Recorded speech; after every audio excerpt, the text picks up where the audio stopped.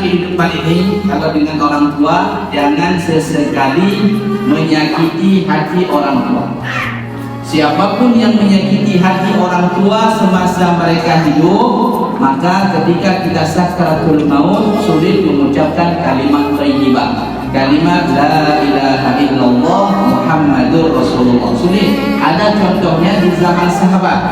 Alqamah ini hafiz Quran, dia banyak hafal hadis, dia dekat dengan Rasulullah. Setiap kali Rasulullah perang, dia selalu ikut. Alqamah. Tapi pernah suatu hari ketika Alqamah pulang, jadi di rumah Alqamah ini ada ibunya, dia bawa sesuatu bawaan.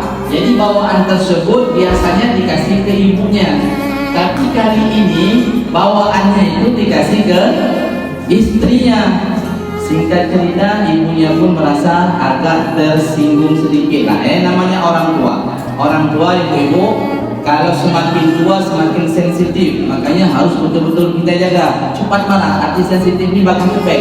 Itu sifat orang tua yang dijelaskan di dalam kitab tentang orang tua. Jadi kita selaku anak jangan juga marah-marah dengan orang tua, harus maklum. Semakin tua itu semakin cepat marah. Ketika Alqamah sakaratul maut, ketika ditalqin oleh sahabat, bahkan Rasulullah pun mentalqin untuk ucapkan la ilaha illallah, apa kata Alqamah?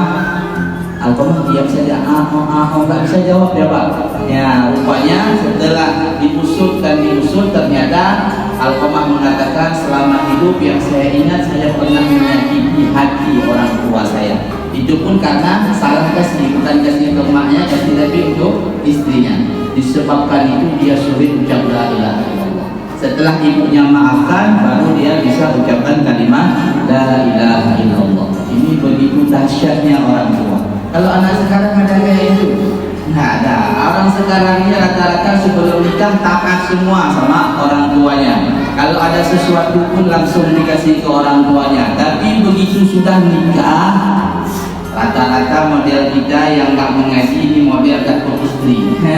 Mas. Jadi kalau mau tahu rumah kita itu rasanya seperti neraka jahanam, ketika kita sudah menikah, kita lebih mendengar istri daripada mendengar orang tua.